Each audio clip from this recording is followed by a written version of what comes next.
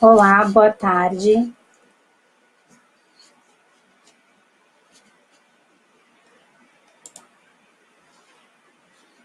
Vamos aguardar o pessoal chegar.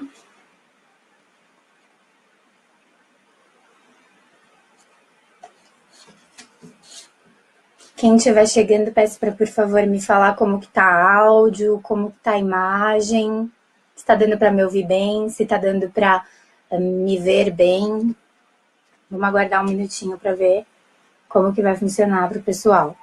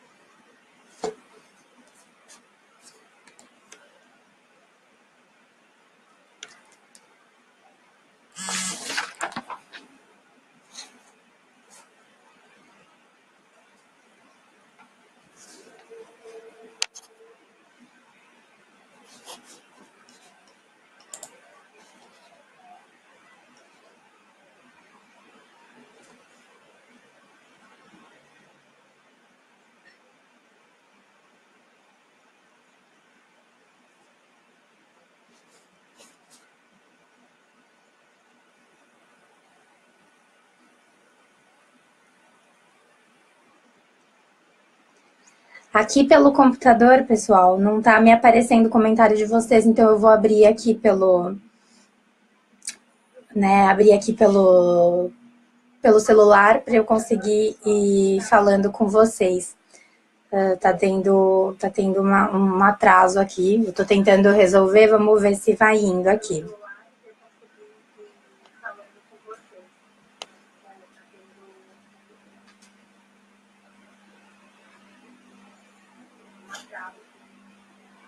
Vamos lá. Vou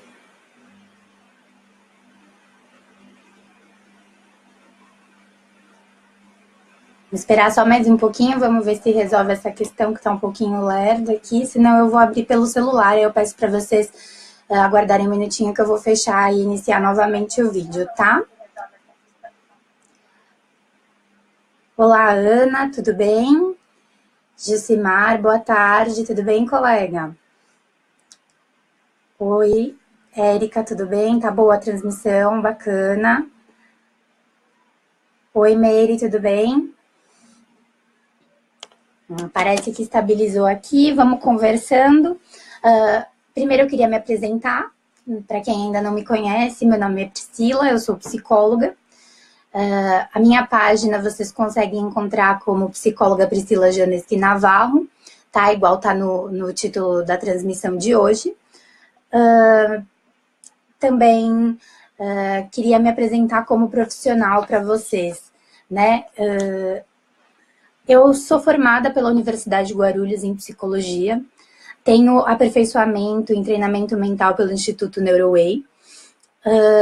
Estou cursando atualmente um aperfeiçoamento das técnicas cognitivo-comportamentais nos transtornos de ansiedade pelo Hospital das Clínicas, na Faculdade de Medicina da USP. E também tenho formação em psicologia do esporte pelo Instituto CEP, tá? Atualmente eu atuo com abordagem cognitivo-comportamental no atendimento de jovens, adultos e idosos, faço orientação vocacional e profissional e tenho pesquisado e atuado na questão, né, dos processos de emagrecimento nessa área de atuação. Então, eu queria começar a falar para vocês, né, sobre essas questões em relação ao emagrecimento, né? Nas questões de disfunções das relações entre o corpo e a mente, né? Onde normalmente encontram-se aquela maior dificuldade, aquela maior questão da temática do não consigo emagrecer ou emagreço, acabo engordando novamente, fica naquela questão do popularmente chamado efeito sanfona, né? Estão chegando mais comentários aqui, bacana. tá um pouquinho devagar, caso eu não consiga visualizar algum comentário de vocês e a nossa interação seja prejudicada na transmissão ao vivo, assim que finalizar aqui a transmissão, ou seja, que eu passar o conteúdo, eu respondo um a um, tá? Seja por inbox, seja pelo próprio comentário aqui da página, tá certo? Todo mundo vai ter aí o seu feedback, eu me comprometo com isso. Oi, Maísa, tudo bem? Bacana, gente, que tá boa a transmissão aí. Então, vamos lá, né? O que a psicologia pode auxiliar nos processos de emagrecimento? A psicologia, ela vai atuar em várias questões. Nós tivemos um colega nosso que deu uma live incrível sobre a questão da bariátrica, né, também.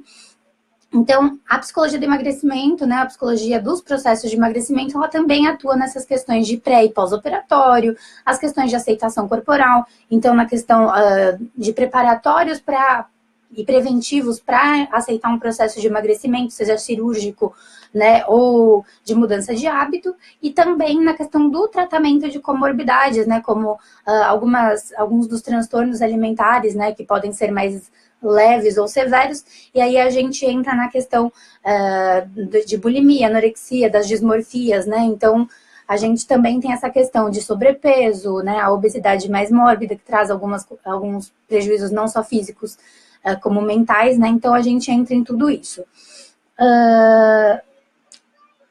Olá, Zilé, tudo bem? Bacana que o pessoal tá chegando, vamos indo contando aqui sobre a psicologia nos processos de emagrecimento.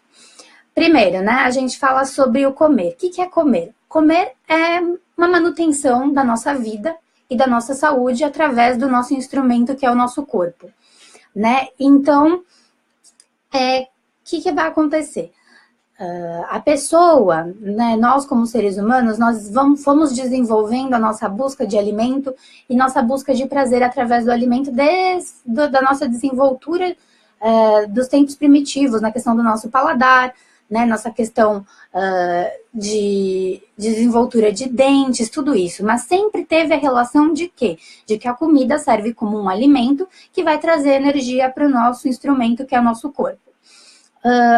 Então, os fatores psicológicos, né, então algumas questões de aceitação social, de autoaceitação, algumas questões que a gente vai trabalhar hoje, elas podem estar afetando o relacionamento que cada um tem com a comida. Então, ou com a comida ou com a alimentação. Então, é isso que a psicologia nos processos de emagrecimento também vai poder estar auxiliando de uma maneira que a pessoa consiga entender melhor questões de ansiedade, questões de culpa, questões de sabotagem, questões de psicossomática, né, questões do sobrepeso ou do subpeso e dos transtornos alimentares no geral. Então, a psicologia ela vai respaldar não só o processo de emagrecimento como um processo de emagrecer, de ter resultados, mas também de entender tudo que vem junto com isso, né? Quais são as bagagens que trazem junto com isso. Então, eu resolvi trazer alguns tópicos para a gente falar, inicialmente, sobre a questão da psicologia dentro dos processos de emagrecimento. O primeiro é metas realistas e a definições de objetivos. Então, quando você está buscando um emagrecimento definitivo, uma questão de busca de conscientização, de qualidade de vida, de saúde, você tem que estabelecer, né, quais que são os teus objetivos. Por que você quer perder o peso, né? É por você? É por um outro? É por algum objetivo profissional que te necessite encontrar essa perda do peso, né? Por que você está buscando isso? Qual que é o teu real objetivo? O quanto que ele é palpável para você? O quanto que você tem consciência desse objetivo para que ele seja um objetivo duradouro, né? Por quanto tempo você tem tentado mudar? Para quanto tempo você espera, cria uma expectativa para que esse resultado seja visível, que esse resultado seja alcançável? Como que você acha que você consegue mudar? Como você já tentou, como você não conseguiu? Ou como você já tentou e teve sucesso? Onde será que foi que começou o erro quando você retomou essa questão da busca, né? Então a gente começa a pensar, o que precisa ser mudado, né? Dos primeiros pontos é a autoaceitação, né? Que é a questão de mudar o agora. O que já aconteceu, né? Então, não adianta a gente focar num passado, num histórico de hábitos que tiveram o insucesso. A gente precisa entendê-los, mas o que a gente vai focar vai ser o focar do agora. Então, você vai focar nas questões que estão te afetando agora. Como que está teu contexto, como estão suas cognições, que são os pensamentos, sentimentos, emoções, valores e crenças. E a partir disso, você vai mudar o agora. Né? Não vai criar uma expectativa surrealista de que você quer ficar amanhã de tal maneira. Você vai modificando agora, você vai entendendo agora e modificando agora. E outra questão importante na questão de metas realistas é ter a tomada de consciência para não se perder no meio do processo. Então, quais que são metas realistas? São metas menores, em menor tempo de prazo, e cada vez que se alcança uma meta, se estabelece outra.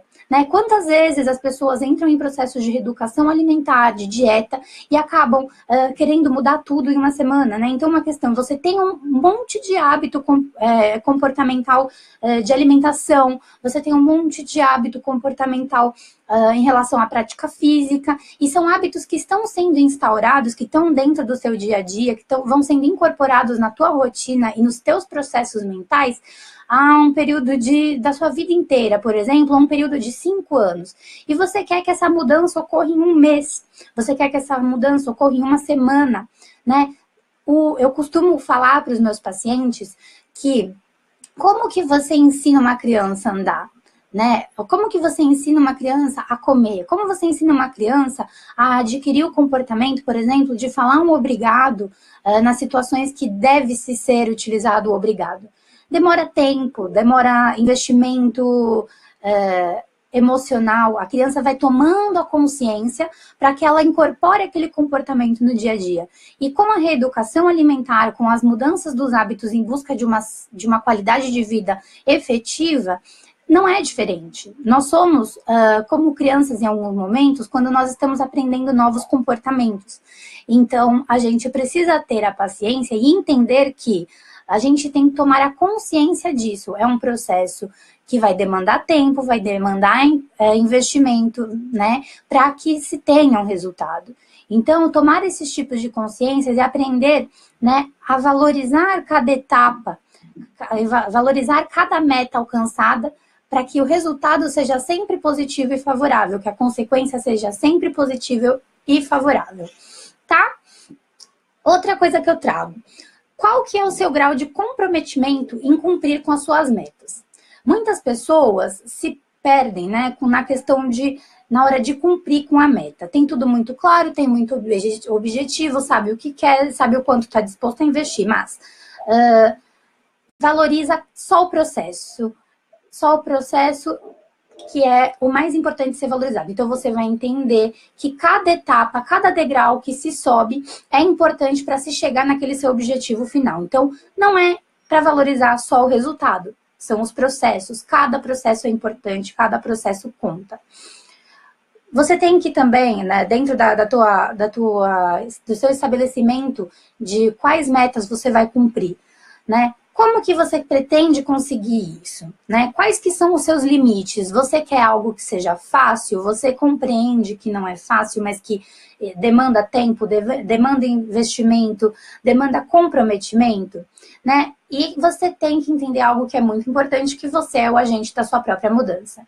Isso em todos os aspectos da transformação dentro da psicologia, é importante que cada sujeito entenda que ele é o agente da sua própria mudança. Ou seja, a maior responsabilidade para uma mudança efetiva é do paciente, é do indivíduo que está disposto ao processo do emagrecimento.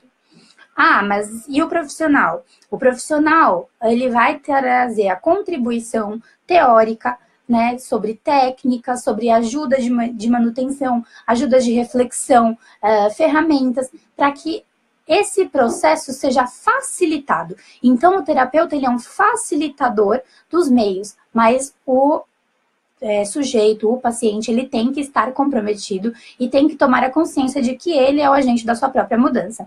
Então, em alguns momentos, né, a pessoa não tem o comprometimento de cumprir suas metas porque ela atribui a responsabilidade dos resultados ao profissional que estiver acompanhando ou à equipe multiprofissional que estiver acompanhando esse seu processo de reeducação, esse seu processo de emagrecimento.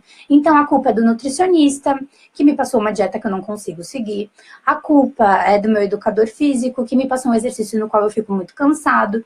A culpa é do meu coaching, do meu psicólogo que está me orientando, por não fazer com que os meus pensamentos mudem em uma semana. Né? Então, a gente precisa realmente tomar essas consciências de que a nossa parcela de responsabilidade é a parcela maior, é a parcela de maior peso e é a que realmente vai trazer a efetividade da mudança. Tá? Outro ponto importante, zona de conforto, né? As comodidades, né, que vão acontecendo. Você às vezes não está emagrecendo, né? A hora que você começa a ter um progresso, você impede seu emagrecimento. Por talvez estar cômodo, numa zona de conforto, talvez se colocar na posição, né, do coitadismo da vítima, de falar, eu não consigo, já tentei de tudo, não tem mais jeito, e às vezes ouvir aquele acolhimento, aquele aconchego emocional das pessoas de falando, né, não, tenta mais uma vez, não, vamos junto que eu vou te ajudar dessa vez. Então, algumas pessoas usam também de uma zona de conforto da questão de estar no sobrepeso para ter uma bengala emocional que fortaleça alguns vínculos dos quais ela não se sente segura em estabelecer.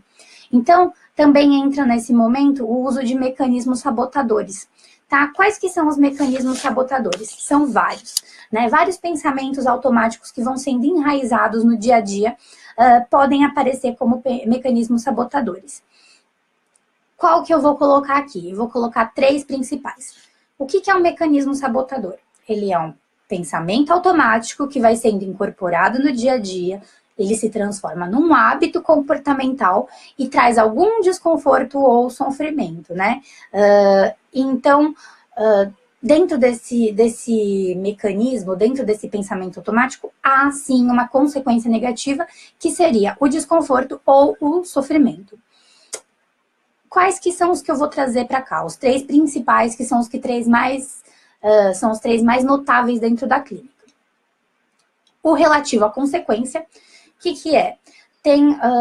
Você tende a diminuir o peso emocional da consequência para que você minimize o sentimento de sofrimento posterior, né, a algum comportamento, ou um sentimento de culpa. Então, você tende a reduzir o peso emocional dessas consequências que são negativas.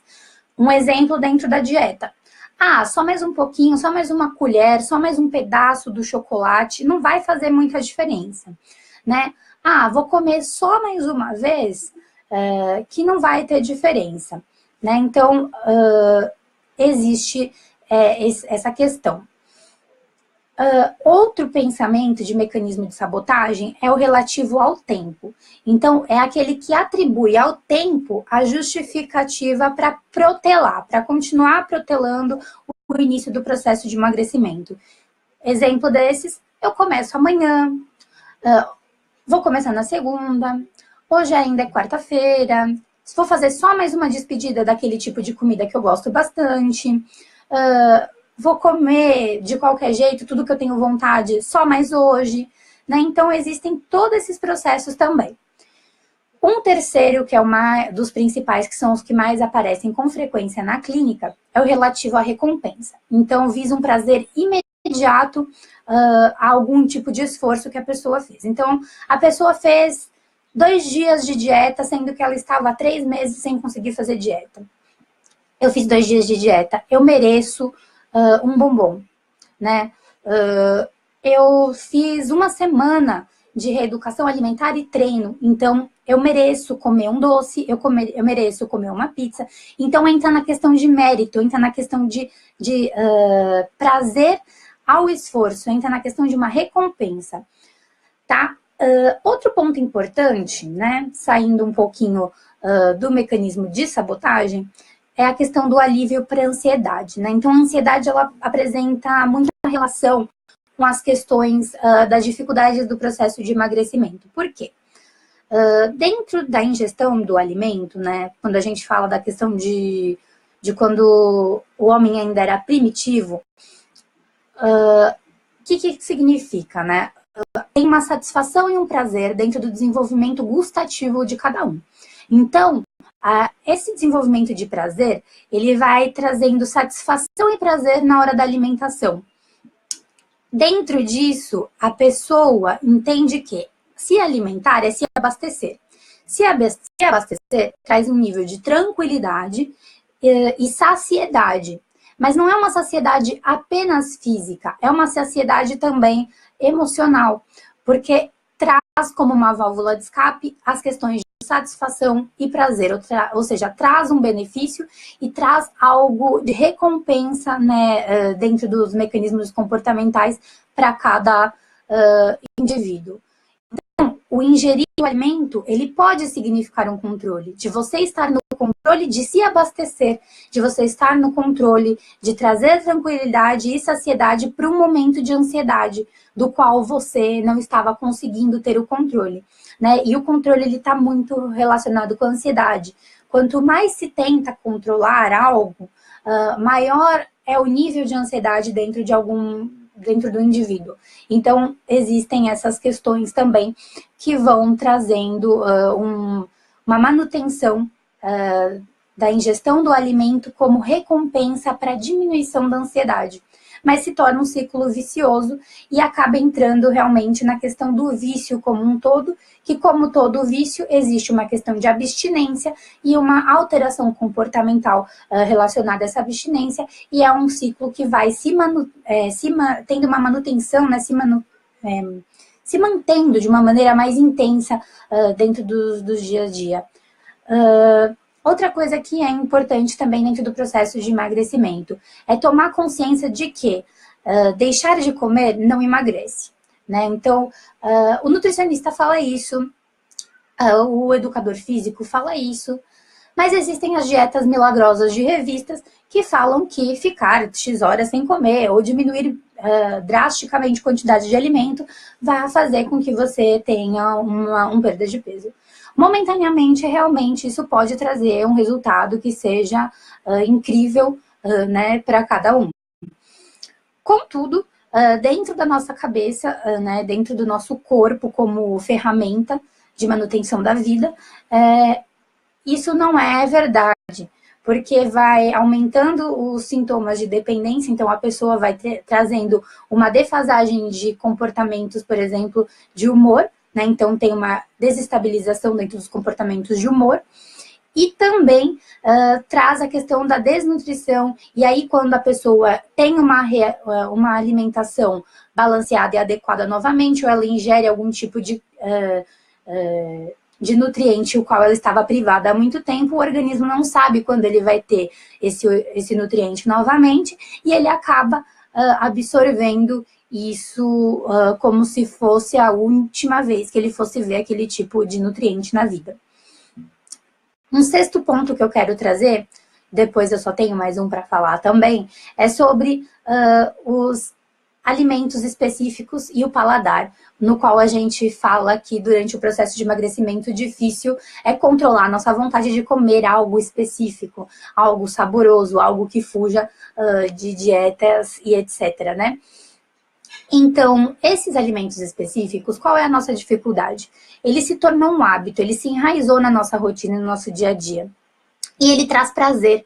E quando ele traz prazer, é muito mais difícil de perceber que ele também traz algum prejuízo, né? E quando a gente percebe o prejuízo, por maior que ele seja, se houver o sentimento de prazer, nós nos sabotamos, nós nos enganamos de que o prazer é melhor do que o prejuízo, sendo que muitas vezes não é, né?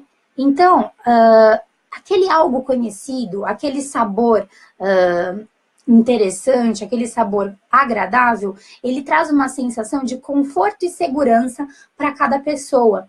E ele vai alimentando um mecanismo nosso, psíquico, que foi sendo desenvolvido desde das questões evolutivas primitivas, no qual o homem da caverna se alimentava daquilo que tinha um gosto bom, pois o que tinha gosto bom era saudável e o que não tinha gosto bom não era saudável.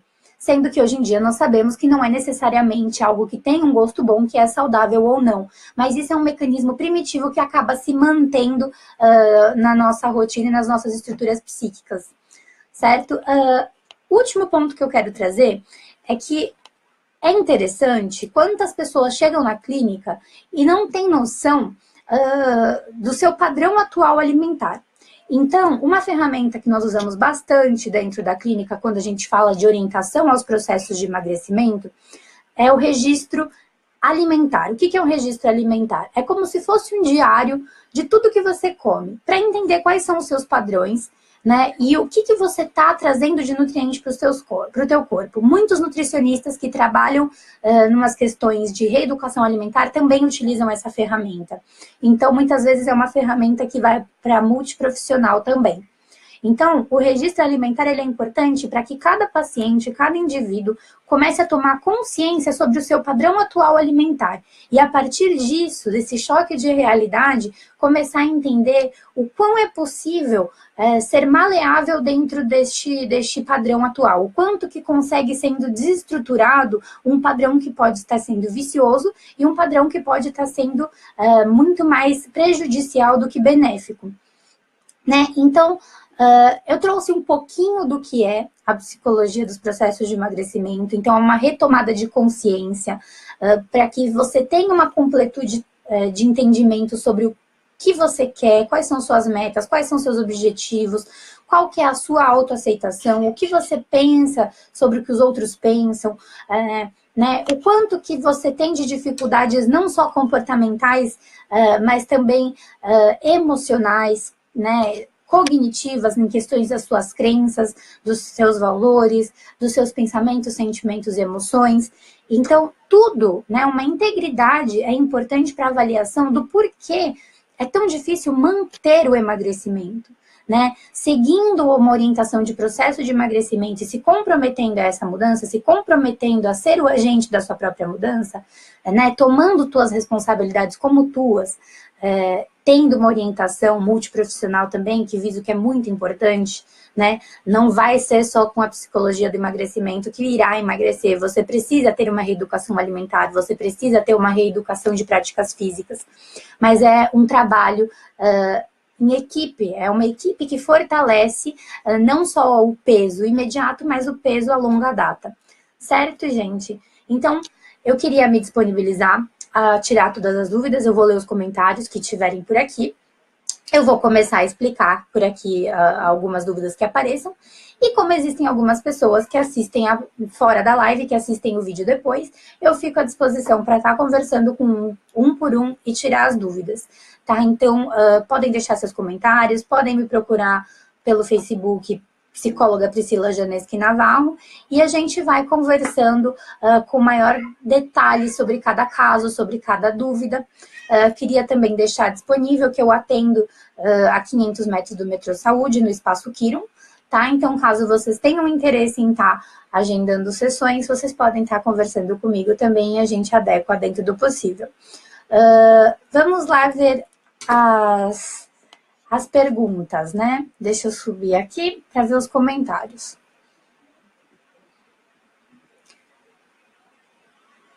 Pessoal, não está aparecendo o tema aqui na descrição, porque tem bastante gente perguntando, mas por conta do computador tá com um pouquinho de delay, pelo meu celular eu vejo que está chegando um pouquinho depois mesmo as informações do vídeo. Eu queria saber se está sem tema, sem título, e me disponibilizar para explicar que era psicologia do emagrecimento e pedir desculpas por conta desse, né, por conta desse erro aí técnico. Vamos lá. A Tainara diz, ótima forma de comunicar, muito conteúdo relevante. Obrigada, Tainara. Ela queria saber também como estabelecer junto com o paciente metas realistas. Metas realistas. Primeiro de tudo, tem que entender, né, quais que são os padrões de comportamento do paciente, né? Para que você entenda as metas que vão ser colocadas, você tem que entender o contexto de cada paciente, né? O quanto que ele está disposto a se envolver com o processo, o quanto que ele está disposto a modificar os comportamentos dele, quanto que ele está disposto a se a se comprometer realmente com todo o processo do emagrecimento, né? Então, como estabelecer junto com ele essas metas realistas? Tem que ser com cada paciente, entender o quanto que ele está disposto a dedicar. Alguns pacientes querem resultados mais fáceis, então as metas têm que ser menores, metas mais realistas para cada atividade. Então, por exemplo, é mais fácil começar a incorporar o hábito de beber água para alguns pacientes, então fazer com que isso seja a meta de cada semana. A partir daí, começar a entender dentro do registro alimentar, entender quais que são, né, os processos mais viciosos dele e entender, por exemplo, quais que ele consegue tirar, quais que ele não consegue tirar. Né, quais que tem maior dificuldade, quais que tem menor dificuldade, e ir trabalhando essas dificuldades do paciente, entender o que tem por trás dessa dificuldade, e a partir daí estabelecendo as metas de mudança comportamental das bases da teoria cognitivo-comportamental, né, que é a que eu sigo, e aqui normalmente os psicólogos que trabalham com emagrecimento também se munem dessas técnicas, e trabalhando as metas mais palpáveis. Então, às vezes, não é importante dar um passo muito maior do que é possível. O interessante é fazer metas realistas, mesmo que essas metas sejam pequenas, né? Ah, mas eu vou mudar só isso? Você vai começar mudando só isso, né? Então, por isso que eu falo que é importante valorizar o processo como um todo e não apenas o resultado. Então, é isso que é estabelecer as metas realistas. Espero que eu tenha conseguido te explicar, Tainara. Qualquer coisa eu fico à disposição para te explicar melhor.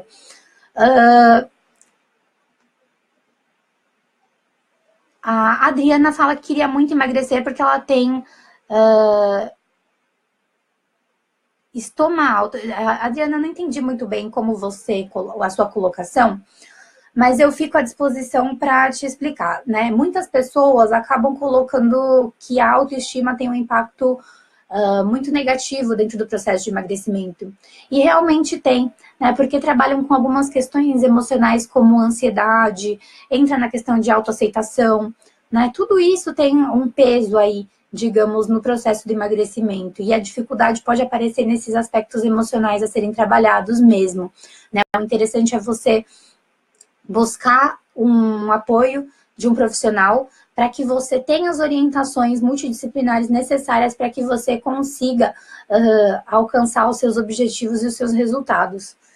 Tá certo? Vamos ver. Qual mais?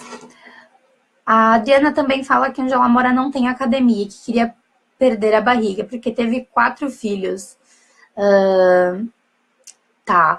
Então, a questão de emagrecimento, quando tem uma dificuldade de realizar atividade física, não necessariamente precisa ser numa academia. Existem várias práticas físicas que trazem o benefício e qualidade de vida para todas as pessoas, né? Às vezes uma caminhada, às vezes pular uma corda, né? Isso um profissional da educação física vai poder te orientar da melhor maneira possível. Existem alguns programas governamentais e municipais também que podem te auxiliar nesse processo. Então, é buscar esses órgãos que ofereçam esses tipos de atribuições de tratamento para que você consiga ter esse apoio multidisciplinar, sim, certo? Se precisar de qualquer suporte, qualquer ajuda, eu fico à disposição também.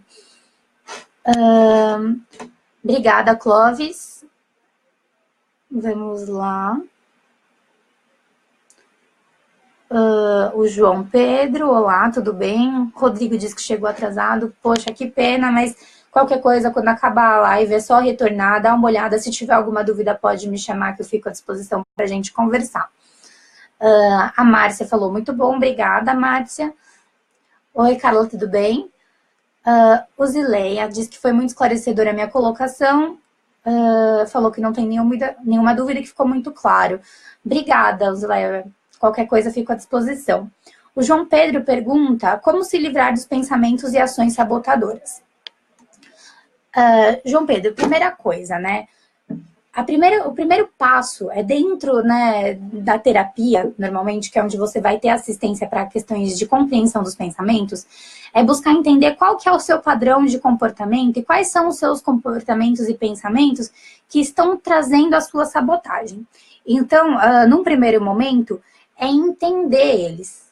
Como que vai ser feito isso? Dentro de cada abordagem existe um mecanismo e uma ferramenta para compreender esse padrão.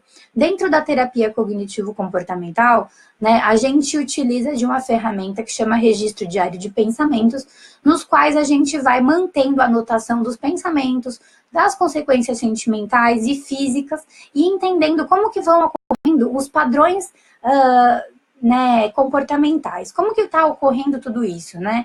O que aconteceu que te fez se sabotar naquela situação? E isso vai tendo que ser feito por um acompanhamento. Então, normalmente, se coloca um prazo aí de pelo menos algumas semanas, dependendo de cada paciente, existe uma variação de semanas, de acompanhamento por meio dessa ferramenta, para que a gente compreenda realmente o teu contexto, para entender o porquê desses pensamentos sabotadores, né? E a partir daí, que vai ser pensada qual a melhor estratégia para eliminar os pensamentos sabotadores. Dentro disso, existem várias técnicas de respiração, de meditação, existem técnicas de mudanças comportamentais mesmo, mais efetivas, de treinamentos mentais, né? Então, existem várias ferramentas aí disponíveis para que a gente vá reestruturando esses pensamentos para que eles não sejam mais sabotadores, tá certo? Espero ter respondido a tua pergunta, qualquer coisa fico à disposição. A Sandra pergunta, né, quem é ansioso e ama comer doces, o que pode fazer para minimizar essa situação?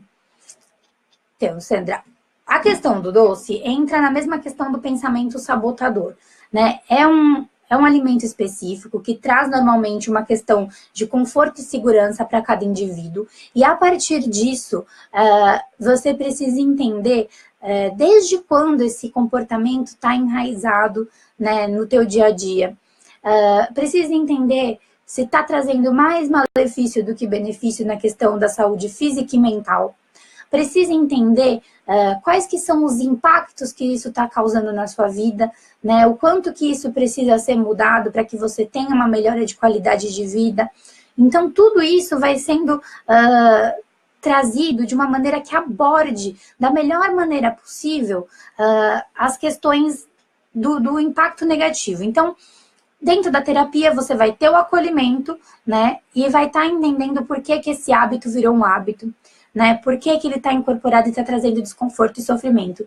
E a partir daí, existem algumas técnicas também para que a gente consiga diminuir ou extinguir, né, o uso, né, de alguns alimentos como fonte de abastecimento, fonte de energia, fonte de nutrição para o corpo, né? Então, uma das técnicas que muito se usa dentro de alguns livros até bastante famosos são técnicas de mudanças de palavras que vão trazendo uma reestruturação cognitiva, onde a pessoa consegue entender que aquilo não é algo necessário, que aquilo é algo de uma vontade efêmera e que logo isso passa. Mas isso também são técnicas psicológicas das quais realmente um terapeuta munido vai poder estar trabalhando com você dentro do consultório. Então, né, você aprende a colocar alguns nãos dentro da tua alimentação também.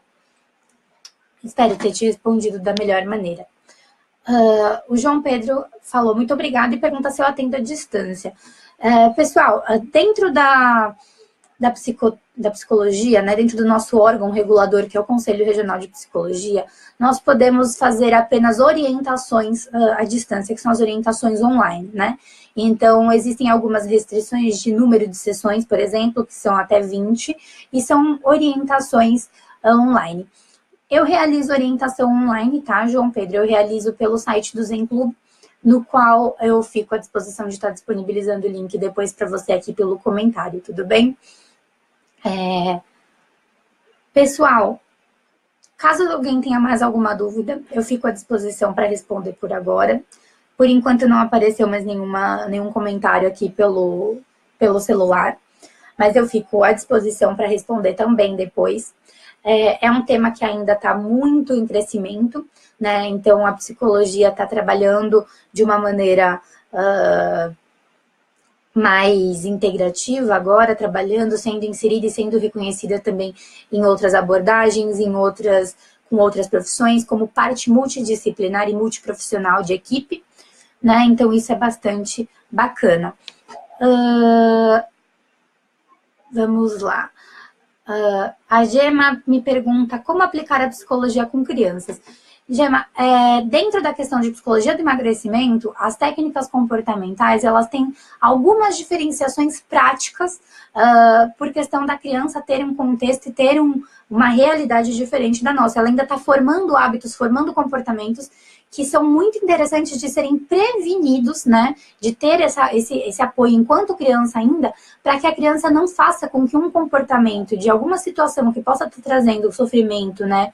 Ou desconforto para ela agora, perdure durante toda a vida adulta. Então, no trabalho com criança, é um pouco mais flexível e um pouco mais maleável de se trabalhar, justamente porque a criança ela é mais elástica, ela ainda está com suas estruturas neuronais em desenvolvimento, então existe uma plasticidade neural muito facilitadora na questão, né, de mudanças de hábitos. Então, para a criança é bastante interessante também trabalhar quando existe uma questão, por exemplo, de obesidade, alguma questão que afete a qualidade de vida, né, e a saúde física dessa criança, como questões, né, de colesterol, diabetes, tudo isso, e a criança tem a dificuldade de trazer esse comportamento novo, a psicologia também pode auxiliar nesse processo. Bastante interessante tua colocação, agradeço. Tá certo, João Pedro? Depois eu te mando sim. A Sandra Lourenço pergunta, treinamento mental, gostei disso. Colocar nãos, obrigada pelo esclarecimento. Imagina, qualquer coisa eu fico à disposição, realmente treinamento mental é algo muito interessante, a gente trabalha com bastante técnicas, é algo bem complementar e bem rico, mas existem algumas ferramentas, como, por exemplo, caso alguém tenha interesse em estar pesquisando, o neuro e o biofeedback são algumas das técnicas de treinamento mental, no qual a gente consegue reprogramação mental por meio dessas técnicas. A Sandra diz que as colocações estão sendo muito esclarecedoras, agradeço, fico contente de poder estar contribuindo. Quem mais colocou aqui? O Wesley coloca emagrecimento, autocontrole sobre behaviorista. Oi, Wesley. Bacana ter alguém também aqui do profissional, né, dentro da área. Sim, emagrecimento e autocontrole, na verdade não é questão de autocontrole, né? O controle proporcionado dentro da ansiedade, aquela questão de sensação de controle por estar se alimentando, por estar se abastecendo, que aí entra numa questão bem de questão evolutiva mesmo, né? De padrão comportamental evolutivo, traz essa sensação de tranquilidade, de saciedade, de satisfação e do prazer por se alimentar e se abastecer. Então, você como, né, profissional, você vai saber que existe essa questão do controle com ansiedade, né? Quanto maior a tentativa de controle, maior o nível de ansiedade. E aí, por isso, a gente fala que isso dificulta, sim, o processo de emagrecimento, né? Qualquer coisa eu fico à disposição para a gente conversar mais sobre isso, disponibilizar algum material que seja interessante. A Mariane pergunta por que essas reações? Mariane, algumas pessoas podem não estar satisfeitas com o tema, podem não gostar da maneira como são colocadas as coisas, né? Fico à disposição para conversar com todo mundo. Qualquer lugar que envolva ser humano tem que ter a liberdade de opinião e de expressão. Então, fico muito contente de quem esteja participando, né? De quem esteja se envolvendo com a live, né? E fico à disposição, dúvidas, sugestões, críticas, elogios, tudo sempre muito bem-vindo por uma questão de construção pessoal e profissional, tá certo? Pessoal, vou dar mais um minutinho para ver se aparece mais alguma dúvida, mas, caso contrário, eu queria agradecer muito pela participação de todos, pela presença de todos. Foi muito bacana estar aqui com vocês hoje, né, nessa tarde, nesses minutos. É muito bacana estar aqui participando e trazendo conhecimento e também aprendendo muito com vocês, porque sempre é uma troca, né? Queria agradecer mais uma vez, estou muito grata de estar aqui do que em qualquer outro lugar, como já diria uma professora minha, e fico à disposição para a gente conversar sobre o que for preciso, qualquer dúvida, qualquer sugestão. Você que está assistindo depois também, que não está assistindo aqui ao vivo com a gente, fico à disposição para a gente esclarecer dúvidas, pode mandar aqui pelo pelo comentário da página, pode procurar a minha página, psicóloga Priscila Janeschi Navarro também, e a gente vai conversando, vai trocando essas ideias, vai trocando essas informações que tem uma riqueza singular aqui para nós que gostamos dos temas da psicologia, tá? A Sandra fala que eu sou muito ética, imagina, Sandra, a gente tem que ter essa ética no nosso trabalho, agradeço pelo reconhecimento. A Kátia disse que foi perfeito o que eu falei, muito obrigada, Kátia. A Gema gostou bastante de me ouvir e a Adriana gostou bastante da abordagem do tema, muito obrigada, pessoal. A Mariane está perguntando como trabalhar a percepção corporal no processo de emagrecimento. Então, Mariana, entra na questão de autoaceitação, né? Por exemplo, existe uma relação, muito bacana essa tua pergunta. Existe uma relação de que a gente não consegue ter a autoaceitação. Então, você olha, você vê que existe um percentual de gordura, você vê que isso é algo teu, e é por isso que eu falo que a gente foca na questão de mudar o agora. Por quê? O que já foi feito. As consequências para o corpo, elas já estão dessa maneira enraizadas, né? Então, você já tem um sobrepeso. O paciente já tem um sobrepeso também. Como que a gente pode colocar? A gente pode colocar que o paciente, ele entenda e aceite aquilo que está nele. Então, ele vai começar a ter essa tomada de consciência de quem ele é aqui e agora e o que ele quer a partir de agora. Então, por isso que é importante trabalhar comprometimento, objetivo, meta, porque tudo isso vai ajudar na autoaceitação. Ele não precisa, né, adorar como ele está, porque isso traz um malefício físico, muitas vezes, além do emocional. Então, o paciente ele vai apenas compreender como ele está. E ele vai ter na cabeça dele que o grau de comprometimento dele é o que vai fazer mudar o agora para que ele seja, no futuro, aquilo que ele está buscando. Então, aí entra todos aqueles aspectos que eu falei de valorização dos processos e não só do resultado, grau de comprometimento, entendimento de metas. Então, tudo isso vai auxiliando na percepção corporal, né? Então, fazer as pazes com o próprio corpo, entender a sua autoimagem e entender que o que aconteceu já aconteceu. A gente não vai trabalhar com o passado para ter essa angústia presente e essa depressividade, né? Que entram os sintomas depressivos nesse momento. Então, a partir daí, a gente vai trabalhar com o aqui e o agora, porque a partir do aqui e do agora é que pode se fazer um novo, né? Então, é isso que a gente trabalha na questão da aceitação, da autoaceitação e da percepção corporal, tá certo? A Bárbara te enviou o link, sim, tá? O Dário falou que gostou muito, que não é a abordagem dele, mas que é a postura profissional inspiradora. Obrigada, Dário. Fico bastante feliz, fico muito contente, acho riquíssimo todas as abordagens, é o que eu falo, acho que todas as nossas abordagens são muito legais, até nos Estados Unidos está sendo incorporado, provavelmente aqui no futuro no Brasil também terá a questão de uma abordagem mais integrativa, né? Algo que seja aceito, porque atualmente não é aceita a abordagem integrativa, mas lá fora já é. E eu acho que é isso que é bacana, é a gente poder se valer de todo o conhecimento que todas as abordagens trazem para a gente conseguir compreender todas as particularidades de todos os pacientes, né? Muito bacana, obrigada mesmo. Adoro a participação do pessoal aqui da área também, é bastante enriquecedor aqui até para trazer mais conteúdos. O João fala, a meditação de fato ajuda a controlar essa ansiedade? Já tentei, mas não consegui. João, existem algumas técnicas muito efetivas e muito cientificamente comprovadas, né?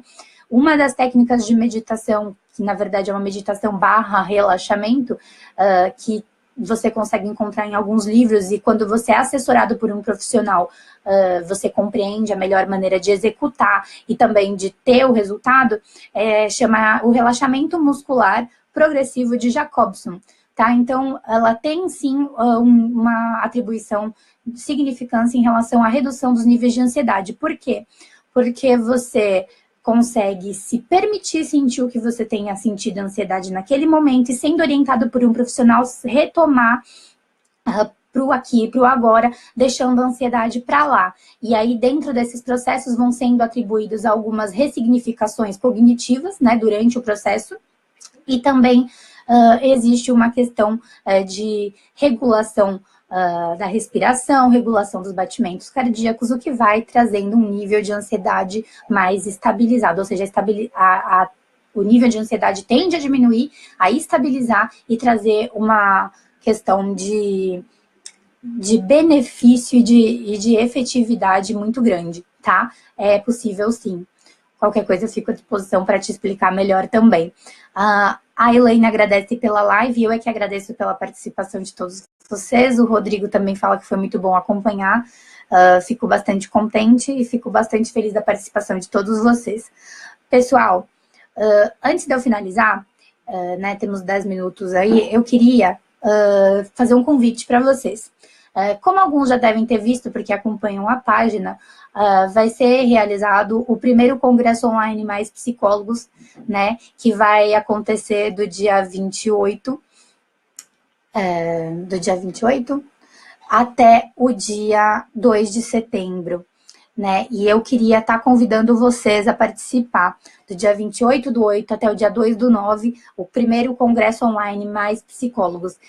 Vão ser mais de 30 lives com profissionais de várias áreas de atuação e abordagem, né? Falando sobre vários temas muito importantes e muito legais.